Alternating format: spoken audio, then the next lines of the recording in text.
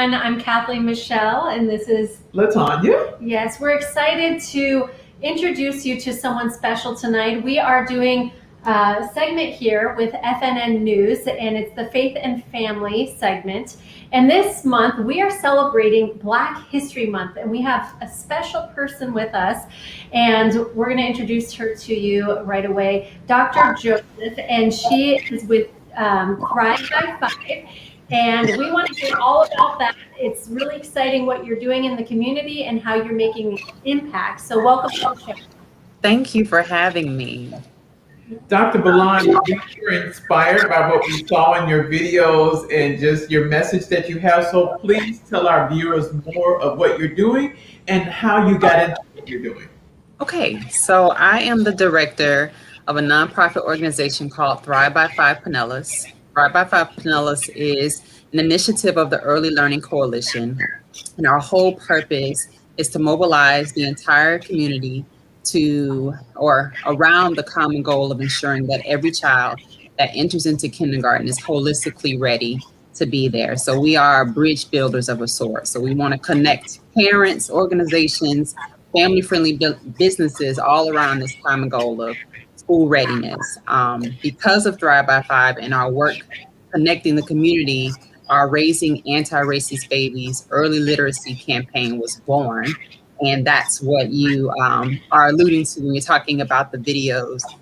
There are two components. One is a virtual read aloud where members from our community raised their hands and said they wanted to be a part of an initiative that would give parents language to start having courageous conversations about race and racism with little children from the ages of 3 to 5 in a way that they could understand.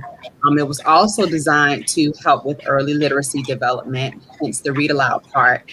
And members of our community, they're reading stories that are culturally relevant, and they're beautiful children's stories that are centering Black characters that highlight or showcase the Black culture and hopefully will help to bring down or break down barriers that divide us because of our differences and because of our race. There's also another component called a healing dialogue, where members from our community sat down to have those courageous conversations to model for parents what it could look like. So you all should have a clip of a video where an educator and a parent sat down to talk about how to talk to children about race and racism. Okay, let's take a look. And we don't have the news at our house. We only have streaming, like we have Netflix and Disney Plus. So we don't watch, like they don't see things on the news in my house, but they of course see things at school and hear other people saying stuff. But I brought it up. I told them, I said, listen, you guys need to understand what has just happened to this man, to this person that could have been our neighbor, our friend. It could have been anybody that we know. And I need you to understand what's happened and the reaction that's going to be going on in our country now and the conversations that people are going to be having. And I want you to feel equipped to talk to your friends and to speak up if you hear somebody say something on the playground or in the classroom that you think would hurt somebody, then I want you to feel brave to say, actually, let's think about that. So I constantly try to make conversations out of it. And if something happens in our personal life with someone we know, or there's a comment that's made, I say, I bring it back to a person of color, specifically Black or not, in our lives. And I say, how would you have reacted if that was your friend so-and-so? And I bring it back to someone they know. Like, how would you feel if someone treated our friend so-and-so that way? Would that be right or would that be wrong? And where would that have been coming from? Wow. That is so, that's inspiring, just what she shared. And I like how you all set that up. But I have to ask Dr. Bilan, what were some obstacles that you've come up against through this initiative? Honestly, we have not come up against any obstacles. People wanted to get involved. Our Museum of Fine Arts, the local police department, the Juvenile Welfare Board, University of South Florida, partners were like, we want to be a part of this because we need this. We need a space for parents and families and communities to be able to sit down and have real conversations about race and racism, but in a way that's respectful, honorable, and true or truthful. And the bonus is we get to do this for our children. We get to model for them what it can look like, and we give parents some tools. A lot of parents want to be able to have these conversations with their kids, but they really don't know where to start. So using a book, a children's book, as the tool to get them started, it's just a beautiful way to do this work in the early learning space. That's wonderful. I have a question. I'm wondering how you've noticed some impact happening within your program. If there are parents who are saying, you know, hey, now my son or my daughter is saying this, it's helping them. If you could give us some examples of how this is impacting the community. Well, I haven't heard from a family in particular. We've put it on social media. We've gotten over 1,000 views for our videos. So people are watching, they're sharing, they're commenting.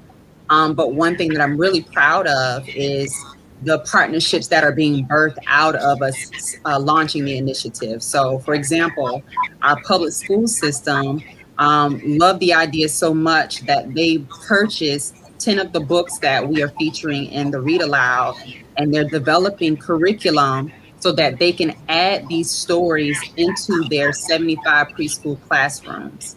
Or the Juvenile Welfare Board, they have graciously donated 25 cases of 5 of the books into 25 early learning centers.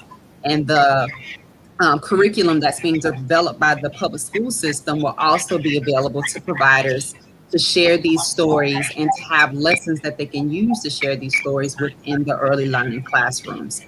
So it's starting to gain wings and fly all on its own. So in that regard, I think our reach is spreading, which is super exciting because you're going to have more children exposed to these very diverse, culturally rich stories that previously they didn't have access to. That's wonderful. And what I appreciate about what you're doing is making that impact, you know, in this society and helping to reach young people at an age where they can grasp this so that they're set as they grow older to have the tools, as you said, they need. And as far as this month goes, because we're really focusing on Black History Month, and we can see that you're making a difference, you know, in the community, and some of the visions and dreams you have for this, as far as it going further to reach more young people and families.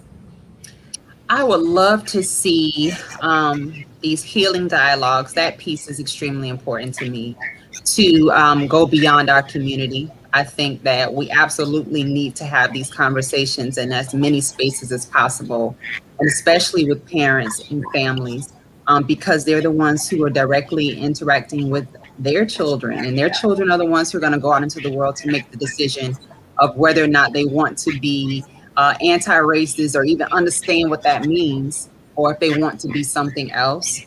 I also love the idea of these healing libraries, if you will, where books are getting into early learning centers, voluntary preschools, and they're getting into homes where we're now showcasing how, yes, we're different and differences are beautiful, but we are so much more alike than we are different. I think having that understanding, we really do have a shot to raise anti-racist babies. Very good. Well, Dr. Bilan, in celebration of Black History Month, I have to ask, do you have someone that is a role model, past or present? I have so many. Probably I would talk about Cicely Tyson, since she just passed away. I always looked up to her. She just was such a regal, honorable person. Her presence it exuded respect, and the roles that she played represented Black people so well, Black women so well. So she's one of my sheroes. So that's somebody that I'm thinking of right now. Shiro, I like that. That's good.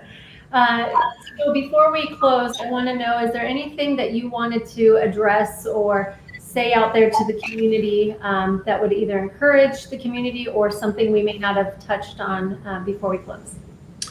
If you want to find out more about Thrive by 5 Pinellas, please visit our website at tb5p.org. We're also on Instagram and Facebook at Thrive by 5 Pinellas. If you're interested in trying to implement the Raising Anti-Racist Babies campaign in your neck of the woods, please contact me. You can contact me through my email at bjoseph@elcpinellas.org or through the website. Wonderful. Well, thank you for making an impact here in the community and further. I believe it's just going to go further and continue to get that momentum and steam. So Thank you, Dr. Bilan. We appreciate your time tonight, and we are proud of you. Keep doing what you're doing. Most definitely. Thank you. Thank you.